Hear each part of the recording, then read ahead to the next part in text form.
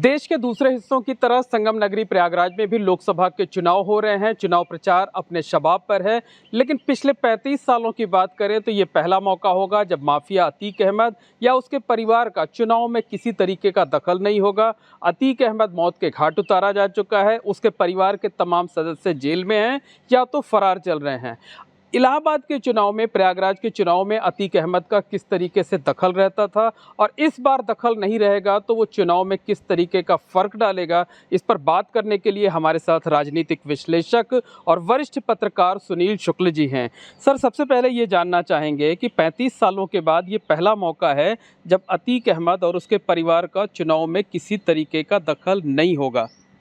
हाँ, बिल्कुल दखल नहीं होगा। उसके परिवार के लोग तो भागे भागे फिर रहे हैं और उसके गुर्गे भी कहीं नहीं दिखाई पड़ रहे हैं और ख़ुद भी वो उसकी हत्या हो चुकी है। तो आपका कहना बिल्कुल सही है और उसके नाम पे भी लोग कोई राजनीतिक माहौल नहीं बना पाएंगे कि उसके नाम पर उसकी हत्या हुई तो कोई सहानुभूति की बात कर ले या उसके पक्ष में कोई माहौल बना ले।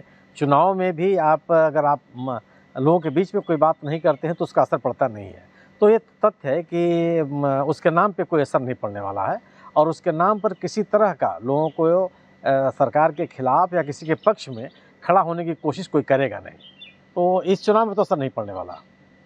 अच्छा सर, अगर बात करें तो आपने पिछले 35 सालों में बहुत से चुनाव देखे हैं, खासकर जो शहर पश्चिमी का इलाका है वहाँ तो माना जाता था कि अतीक अहमद के नाम का ही जादू चलता था, वो चुनाव को बुरी तरह प्रभावित करता था। किस तरीके से अतीक अहमद और उसके परिवार का दखल होता था पिछले 35 सालों में? नहीं, शहर पश्चिमी में तो उसका असर था और इसीलिए अब देखिए कि कई बार वो खुद विधायक बना, इंडिपेंडेंट विधायक बना और अपने को राजनीतिक रूप से उसे स्थापित किया, अपने भाई को चुनाव जिताया और उसने अपने विरोधियों को बढ़ने नहीं दिया। ये शहर पश्चिमी का एक वर्ग था जो उसके साथ रहा है, उन लोगों के बीच उसने असर डाला भी था, लेकिन उसी का असर था कि वह उस समय का चायल, मुझे लगता है कि फूलपुर जब से कौशाम्बी क्षेत्र बना तब से वो उसका असर उतना नहीं रह गया क्योंकि शहर पश्चिमी उससे अलग हो गया। लेकिन जब शहर पश्चिमी उस चायल के नाम से जब संसदीय क्षेत्र था, उसका पार्ट था, तो उसका असर पड़ता था। उसने अपने लोगों को बना रखा था और एक समूह था जो उसके साथ जुड़ा हुआ था। लेकिन धीरे धीरे उसमें गिरावट भी आई। उसका भाई चुनाव हार गया, खुद वो चुनाव हार गया, फिर बाद में वो फूलपुर में संसदीय चुनाव जीता, उसको भी अपने आप को बनाए नहीं रख सका वो। तो उसकी ताकत घटती चली गई।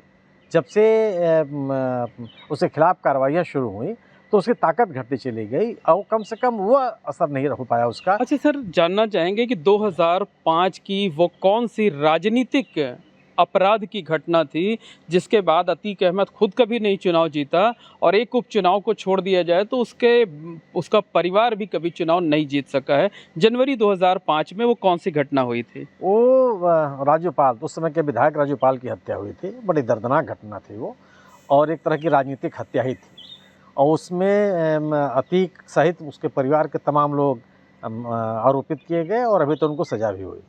तो वो एक ऐसी घटना थी जिसने अतीक के पूरे साम्राज्य को हिला दिया, जो कथित उसका एकदम गिरोह था उसको हिला दिया और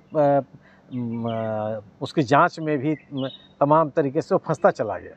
और एक कह सकते हैं कि वो एक ऐसी घटना थी जिसने अतीक के गिरोह को और अतीक को राजनीतिक रूप से पूरी तरह से ख़त्म कर दिया। अच्छा, अगर हम बात करें तो कहा यह जाता है कि अतीक अहमद का राजनीति में अच्छा खासा दखल रहता था। इस बात को आप भी मानते हैं कि एक ख़ास इलाके में दखल होता था? तो किस तरीके का दखल रहता था? किस तरीके से वो चुनाव को प्रभावित करता था? क्या धार्मिक आधार पर अपने लोगों को जोड़ता था या बाहुबल का सहारा लिया जाता था, लोगों को डराया धमकाया जाता था, हिंसा की जाती थी, क्या कुछ होता था? नहीं, आप जानते हैं कि अतीक बाहुबली के अलावा थोड़े कुछ था, कोई राजनीतिक विचारक थोड़े था वो। उसके पास जो उसकी अपनी ताकत थी वह उसका बाहुबल था, उसके पास लोग थे, उसके पास पैसा था। तो चुनाव भी एक तरह का प्रबंधन है और उस प्रबंधन में इन चीज़ों की एक भूमिका हो जाती है।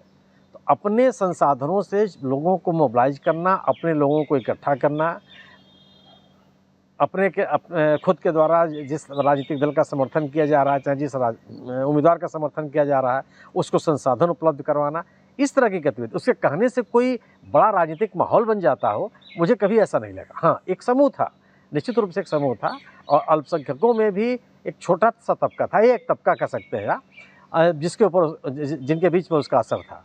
लेकिन एक छोटे समूह को ही कह सकता, मेरा अपना अनुभव है कि एक छोटे समूह को वो मतलब वो राजनीति में, खासकर चुनावी राजनीति में, अपने ताकत का इस्तेमाल ज़्यादा करता था। बिल्कुल, ताकत के अलावा भीम का कोई राजनीतिक विचारक नहीं था वो, कोई राजनीतिक सोच उसकी नहीं थी। उसके पास अपना बाहुबल था और उसके पास धन बल भी था। तो इन दोनों माध्यमों से उसने चुनाव को प्रभावित करने की कोशिश की और अपने समर्थकों को लाभान्वित करने का प्रयास किया।